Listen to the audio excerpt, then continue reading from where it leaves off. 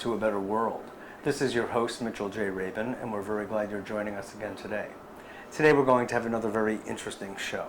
We have with us from Salt Lake City, Carol Tuttle, who is the author of this book, Remembering Wholeness, and another book on wholeness. She's got also a very interesting website, which is interactive in nature and enjoins you to connect and actually go through really interesting processes, emotional clearing processes. And that's going to be the subject of today's show. Carol has done a tremendous amount of work in the domains of energy healing, clearing, and she'll be speaking about that from the point of view of her own life and the process she went through, which is rather dramatic, to the place that she is now. And, well, it's very interesting, and you'll see. Hey, Carol, how are you? Good. Good to have you on. Thanks. So, what is it that got you started in this entire journey? I mean, you were basically a Mormon housewife. Pretty much. Living your life there, raising children with the standard Mormon values and the like. Is that correct? Yeah. Really active. So, still am. You know. Yeah. That was and you all. still are.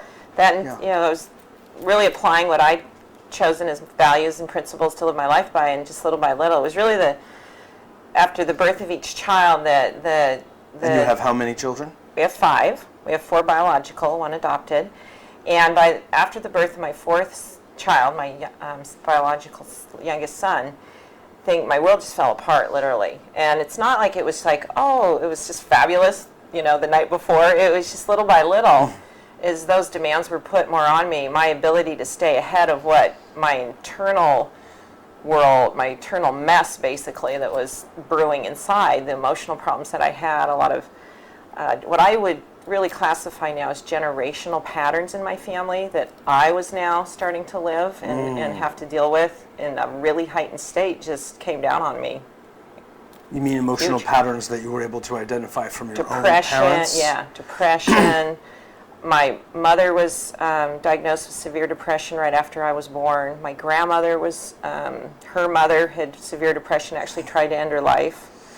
And we don't know, I sense even before that there were several generations of women that had faced real chronic depression. And that was probably, as far as a diagnostic label, what was I dealing with? Depression would have been the most obvious problem.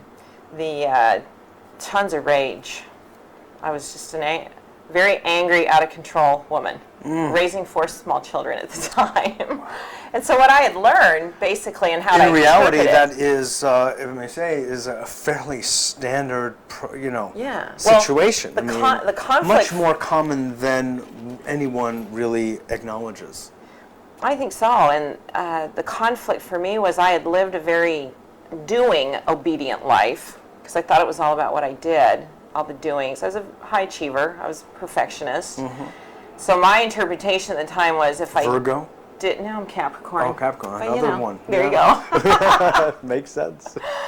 I really thought if I had done all these right things, I was supposed to be happy. I didn't understand my commitment to my internal self and what I needed to know. It really started me on my journey. There's a scripture that was always very front and center for me, is that man is that he might have joy. And I thought, that's a joke. God's really cruel, and he's taunting us. Yeah. But it's like I took God, I went nose to nose with him and just said, I don't get it.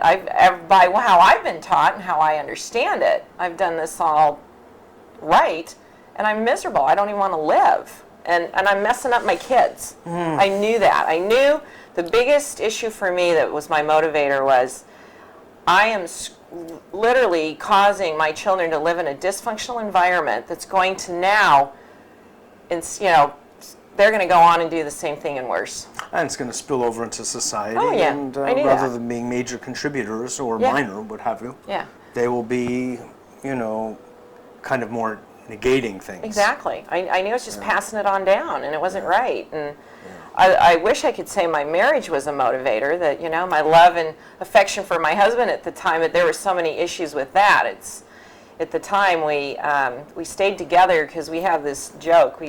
I'd tell him he'd have to leave, and he'd say, I'm not leaving our kids. And I'd say, well, I'm not either. So neither one of us would move out.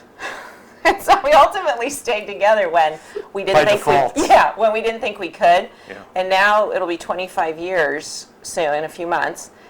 And it's so right. It's the right relationship.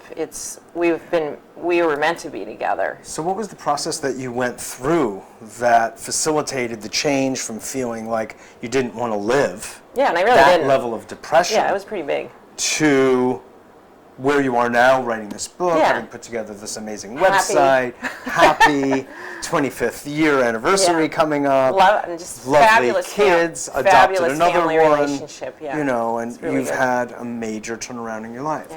But what happened that brought that about? What was the Well, process? the short story is I attempted, because all I knew was conventional therapy, 2.5 years talk therapy, 12-step groups, and that's where we really were in the late 80s, early 90s. It was all about recovery. Wrote my first book about healing from sexual abuse in a real fundamental religious background, because that was a real core. I didn't know at the time, but that became one of the more core issues I had to deal with, was a lot of trauma from my childhood that had to be cleared and healed. And Sexual? yeah, several situations with teenage boys, and it wasn't family related. It was, but yet that's in our family generations. I know that now, and so you know, it's no surprise that it showed up in my path. But anyway, that, you know, and I'm at peace with that. It really was the catalyst to help me get to where I was meant to be and what I'm meant to be doing. But I was so dissatisfied by conventional methods, because they were just more putting a story together. And so now I had reasons why I was angry, but I still had the anger and I still had the depression that would cycle. And I just didn't feel that was real healing, because my spiritual beliefs, based on a Christian model, were people could heal completely. And I thought, well, why isn't that available to us in our time? I've got to live with this stuff and kind of just survive it or medicate it, and I didn't accept that.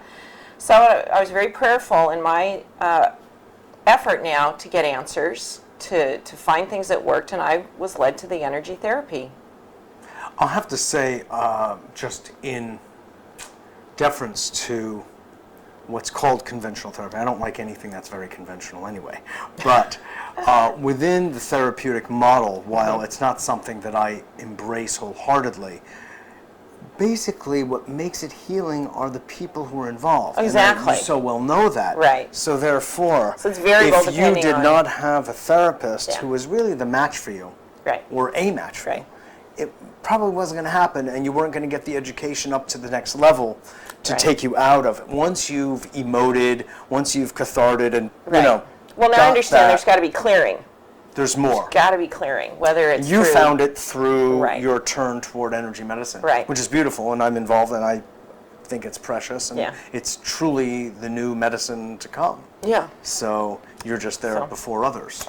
So that became my focus then, is to apply it for my own needs, and then Was it Reiki that you first came across? yeah, Reiki was my first exposure to any modality, and then very quickly after that, a process called rapid eye therapy, and now I'm probably the most well known for that, and then emotional freedom technique, which is becoming very well known across the world. EFT, Definitely. yeah, very popular, very easy to do, Yeah. gets results. So I've come a long way in 10 years that I've been in practice now, and seen a lot of amazing things for people. Well, and you have to know my nature. I like things. I like results. I like results, and I like them to happen You're for a Capricorn. people. And I like them to not have to take too long. It's like, and I 30 seconds to a minute. I understand. well, but our human nature is to, we get the habit of the mind, the habit of emotion. We're dealing with that in everyday life, and so it's just a matter of teaching people to learn to be their own energy therapist, and that's really what my focus is now, to skill people, to give them tools that they can be Excellent. equipped on a daily basis to work with their own energy, their own thoughts, their own feelings, to work with their children, to step back from the cognitive interaction that we get so stuck in and trying to work out life's issues, to clear your energy, then come back together and let it flow, let it come. Exactly. Because those energies will just all get going, and the defenses and the blocks and the resistance, all the survival modes that we get in. So it sounds like you're really giving it's a self-empowerment approach. Well, as I so sat people with, can take care of themselves. As I sat with client after client, and as they were dependent on me for the tools, and they were dependent on me to facilitate the processes, they would graduate from their sessions, and they could do so much on their own, and they didn't have the ability in everyday life to work it out, to change their thoughts or clear that feeling, release that rage before they act it out as they notice it coming up. Because most people could identify that they don't have a lot of patterns. There's just a few that are reoccurring. They're repetitive. And so as you get conscious and deliberate, you can get ahead of it and notice it forming and notice it starting to develop, and you can shift gears, basically shift that energy so that the behavior is changed, because the behavior follows the energy. And so if you can jump ahead of that, you're going to be able to have a different behavioral the energy response. Follows the thought. Exactly. But those are all lined up so close. So the fast. Thought, the feeling, then the response. Exactly. But you can get pretty good at noticing where you're at and do these techniques to remedy things and change course. Because especially having that history of defaulting and displacing emotion on my children and husband so dramatically and such intensity, I know the damage that causes, and I'm very grateful to have the tools we have in our family, because we've had to use them with our kids. They were hurt by my behavior. There's been some issues they've had to address because of the early years they were affected by the dysfunction my husband and I were creating. So you were really willing awesome. to own the negative Oh, yeah, expressions of your definitely. energy, and apparently it sounds like your husband was as well. Oh, definitely. Yeah. Well, definitely, except there's so many examples when that's not the case. No, I know. I'm very fortunate that way. The level of denial and defense is such that admission doesn't occur. He's been really cool about, we've both been an example to each other when we've been inspired or something's been brought to either one of us. We're both we're curious, we're pretty open-minded, and we don't want to get left behind. It's like, sounds what? familiar. Try that. I see, right. What are you doing? Yeah. So we've been really good for each other that way. That's excellent. To be good teachers for each other. And then for our children, it's been exceptional to have children as young as they were when we got into this. And that's the thing. If your children are a little older, if they're teenage and young adult, they have more, people will experience, they have their own opinion now. When we got into this, our kids were in preschool and grade school, very teachable, very open, very still connected to their own innocence and their pureness of spirit, and it was just second nature to them. It was just, and I think people will find that the younger the child, the closer they are to their spirit essence, the more obvious it is. When a parent brings in something of a more conscious level, you're going to find those kids, especially in our time, these kids are going to go, Exactly. well, yeah, tell me something I don't already know. The persona is not so developed and dominance, especially. Well, I've always said that these children coming in are at such a high caliber and will not play the game. So they're not going to take on the generational stuff and act it out to the degree our generations have. That's really, I feel, our job, that we've been the generation to change course, to take on these patterns, to become aware and clean them up. And then I thought, well, if our children and grandchildren, they're probably just going to be able to move on and avoid all that. It's really for us so that we can enjoy them before we all die off and they've changed everything anyway. Exactly. Isn't that funny? Right. Help yourself first. Exactly. And then you can help others. It's sort of like when you fly on the airplanes and they tell you to put the oxygen mask on yourself first before your child. Yes. I actually think that's very telling, and I'm very glad that that's the case, because there's a very interesting underlying philosophy to that. Help yourself first, and then you can be of use to others, otherwise you can't. So, and for me, it's not a choice. It's what you're led to. I feel that I was led to be someone to get into these, especially in the world I live in, which tends to be more conventional, more traditional in its culture, to be someone that brings this out and says, it's okay to go here. What do the Mormons It's okay think? to Like go your here. neighbors and things like that? Well, I don't usually ask people. I found from the response I get, it's very, very positive. I've brought out a lot of people out of the closet, basically. There's a lot of Reiki, and there's a lot, because we're a very family-oriented culture. Yeah, We're very holistic in our belief system, and so it's just second nature to be drawn to things that really support natural healing. Because the spiritual model is that healing is a spiritual experience, that it's based in a Christian philosophy. And so those worlds blend very, very nicely. Completely. And so if anything, I've been the spokesperson to be so public and say it's not about having to say something's wrong and this is right. There's room for a lot of right stuff, a lot of good truth. It's just that sometimes the more fundamentalist attitude could, if they so chose, and some members do, consider such things as energy medicine, Reiki as, the work of the devil. Right, or, I don't know, there's some those, I'm sure those bizarre interpretations thing. out there. Because somehow, Christ didn't talk about Reiki. He just did it. He just did energy healing. He just did energy healing, of course. He didn't have to label it. He didn't give it its Asian equivalent, Exactly. So. Well, to me, he's like the role model of the ultimate energy healer. Definitely, definitely. Okay, where's there a problem here? It's pretty overt. I think so. So my book, In Remembering Wholeness, this is a common, something I'll commonly say is it will either make you mad or change your life. So it just depends. Yeah, right. If you're not willing to accept your role in the whole universal equation of how things are created and the principles of cause and effect and how we're operating in this dimension, then it will make you mad because you don't want to own your reality. It's funny, though. I want to point something out. On one hand, you say we create our own, this is like a common metaphysical notion that is not new. We create our own reality, we create our own thoughts and all that. And at the same time, just a moment ago, you said, I don't have a choice. I was driven or I was guided to.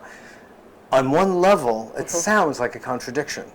Could you explain? Well, there's always a choice, but be true to my purpose in being here. Yeah.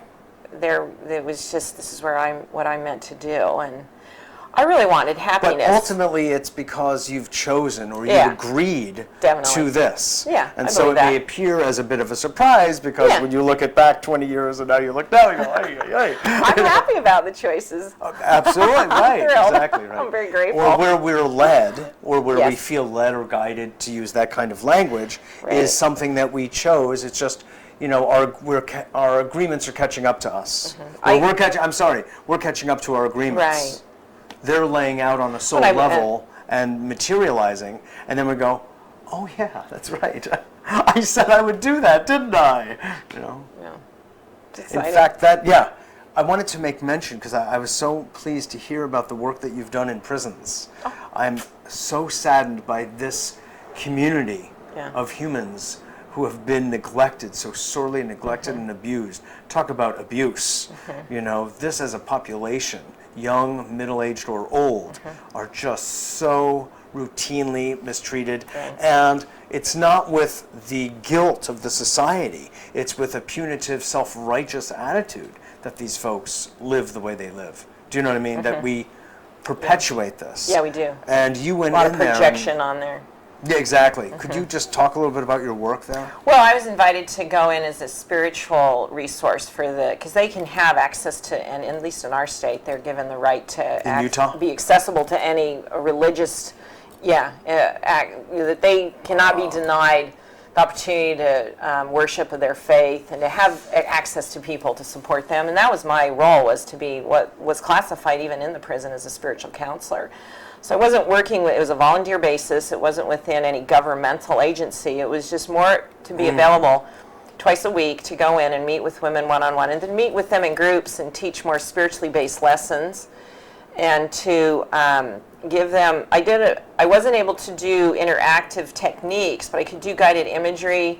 I could help them get in touch with an aspect of themselves that was still pure, that was still capable, that was a part of them that they had unplugged from in a way. And you never unplug from that completely, but because of the labels and in the case of most of the women I worked with were from real traumatic backgrounds. I'd say 80-90% came from abusive homes, sexual abuse histories, and they'd become very toughened to the whole experience of being female.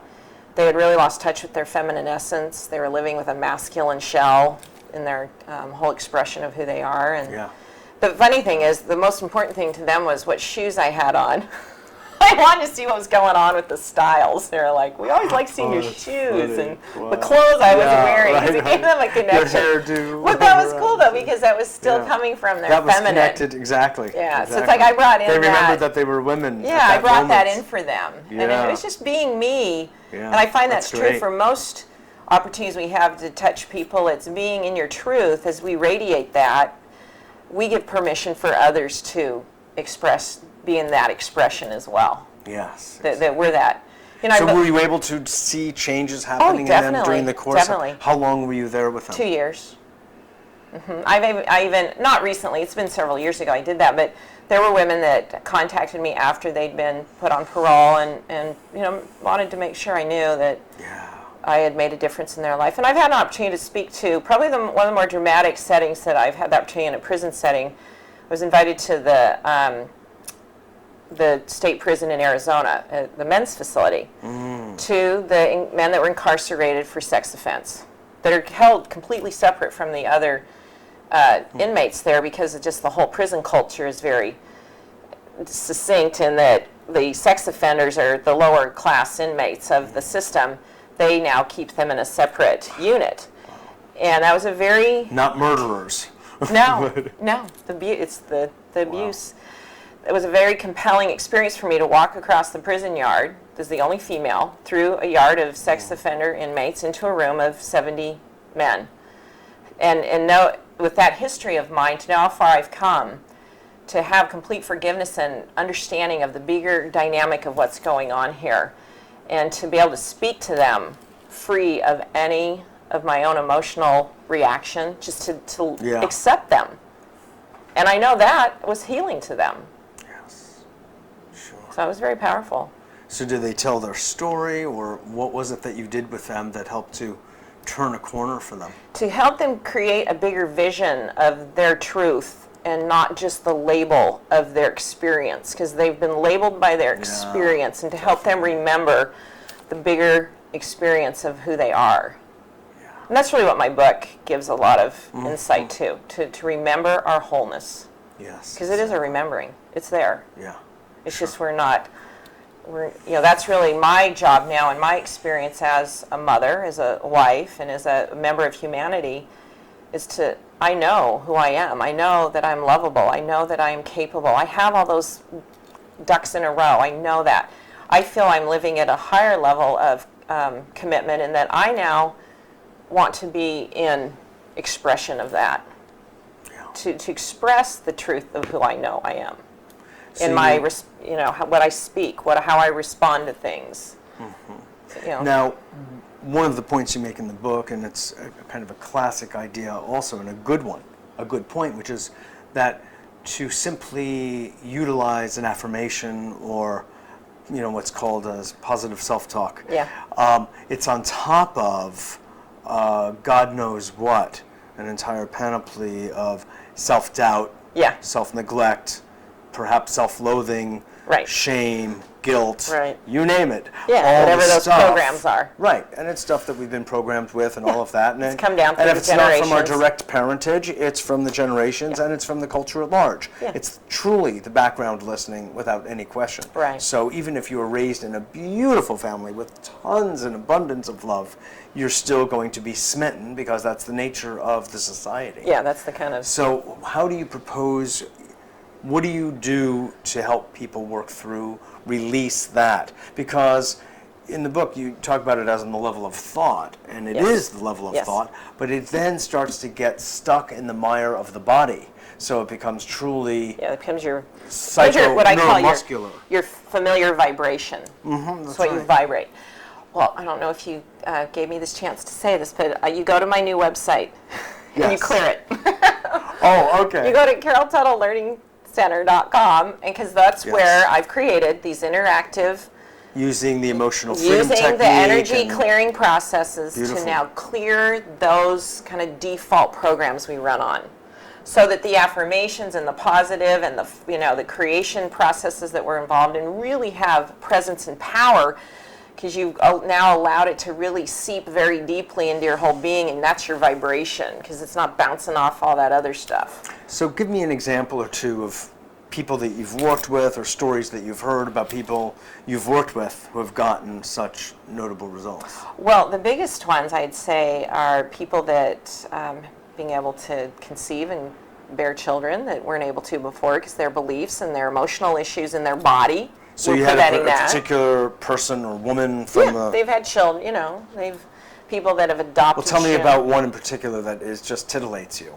Well, probably the most phenomenal is a woman that's they're very wealthy, so they had the money to invest in, to go the more medical route of why they weren't able to have children, and then even to do in vitro, and 3 times.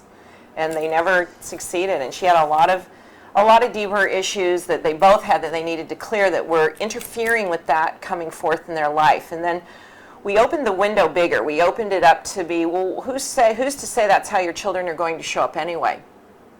Through that physical, because what about adoption? And they had real issues with that, and we cleared all that.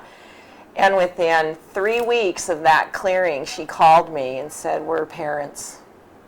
Literally, the synchronicity was phenomenal, how all of a sudden this brand new baby, showed up in their lives. And they really didn't care anymore how that baby showed up.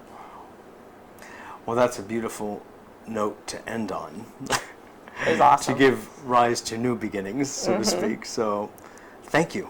Thank for your you. work and for being with us. Thank you for yours. Absolutely.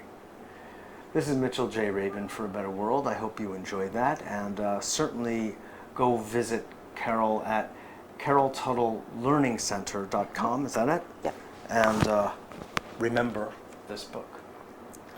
Okay, very good. Thanks so much for joining us, and look forward to seeing you all next week.